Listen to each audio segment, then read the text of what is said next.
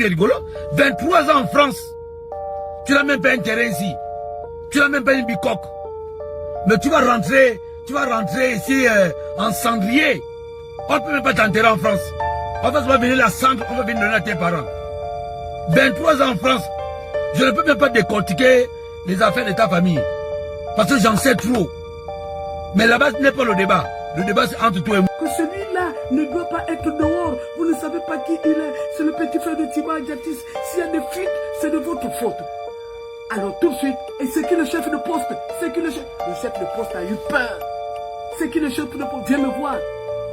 Et le chef de poste a rendu mon fils dans les jours. Et moi-même dehors, comme une malpropre. Le lendemain encore, je vais dans son bureau. J'ai dit, mon fils, qu'est-ce qu'il y a? Oh, normalement, moi, enquêteur, je ne devais même pas te recevoir. Si je te reçois, c'est parce que tu es une mère. Ah! Mon fils, tu es arrivé, hein? Ça, c'est quel langage que tu me parles? Papa. Même ma fille, qui est avec moi, qui est la petite soeur d'Adjati Sibo, elle a dit petit. Ça là, comment dirais-je, le camp que tu vois là, nous avons eu habité ici. Notre papa aussi, c'est-à-dire le papa d'Adjati Sibo et moi, fut aussi un enquêteur. Nous avons habité dans le camp là.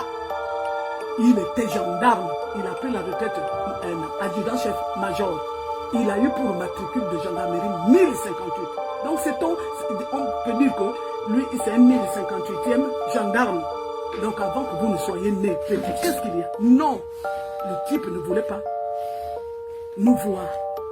Un jour même, il m'a vu. Donc à la fin, tu as fini par voir le petit? Rien, je ne voyais pas le petit.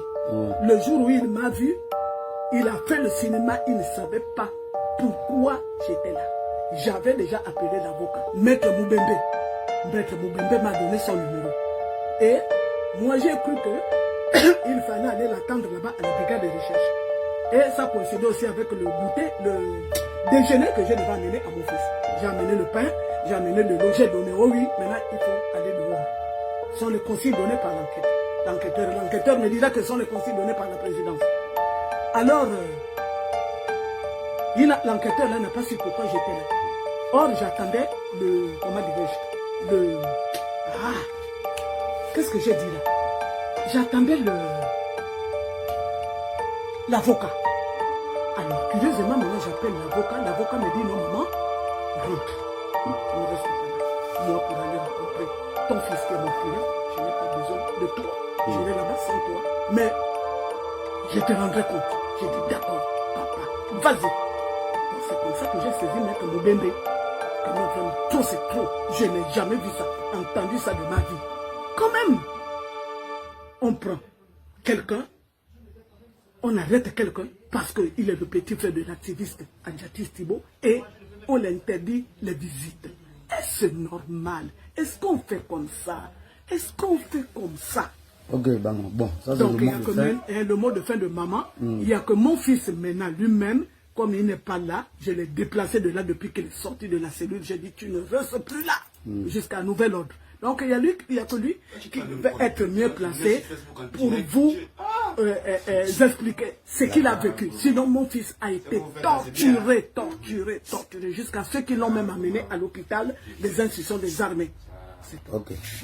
Oh, qu'est-ce qui se passe? Oh, c'est comment on revoit encore témoin public, on me revoit encore sécurité, il continue à parler de l'affaire qui s'est passée. Grand frère, c'est pas déjà passé.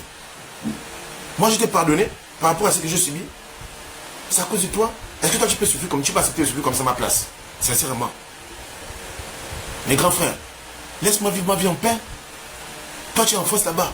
Tu es couvert par les Français. Nous, ici, nous sommes exposés. Tu nous exposes pourquoi? Pourquoi tu n'as pas pitié de nous, grands frères? Est-ce que c'est normal?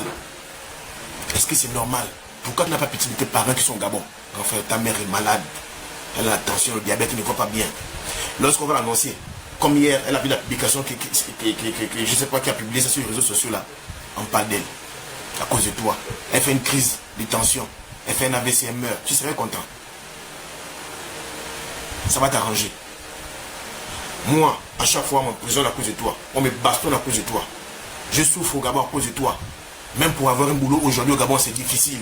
Parce que je suis ton petit frère. Parce que tout simplement, tu déranges tout le monde. Comment une seule personne va déranger tout un peuple? Comment une seule personne va déranger toute une famille, va exposer toute une famille? Grand frère, Est-ce que c'est normal? C'est pas normal. Il faut changer. C'est pas un bon métier que tu as choisi de faire là. Il faut changer. Fais l'activiste dans le bon sens. Ne fais pas ça dans le mauvais sens. C'est pas bien. Il faut changer. Et arrête d'insulter le président. Il t'a rien fait. Arrête de le critiquer. Il ne t'a rien fait. C'est son avocat et son frère qui est en prison qui sont les responsables. Je me désabonne de tes propos. Là, je ne suis pas avec toi. Même pas un peu. Le petit n'a rien fait. On vient le chercher. On parle le bastonner. On l'attribue des choses dont il ne connaît pas. Donc, toi, tu aurais voulu qu'il vienne à la maison, il ne dit absolument rien. Et les gens qui le font seront en paix. Parce que s'il n'avait pas fait, même s'il a enregistré l'audio avec l'avocat de façon consciente, il est dans son droit de dire ce qu'il a vécu, qu'il ne reconnaît pas, c'est tout. Mais moi, c'est la partie là que moi, je ne suis pas d'accord avec toi. C'est tout. On n'a pas de problème, mais moi, la partie là, je ne suis pas d'accord avec toi. Tu n'as pas aussi mis à l'intérieur de ton propos que les gens qui ont torturé Hans doivent aussi répondre de leurs actes. Voilà.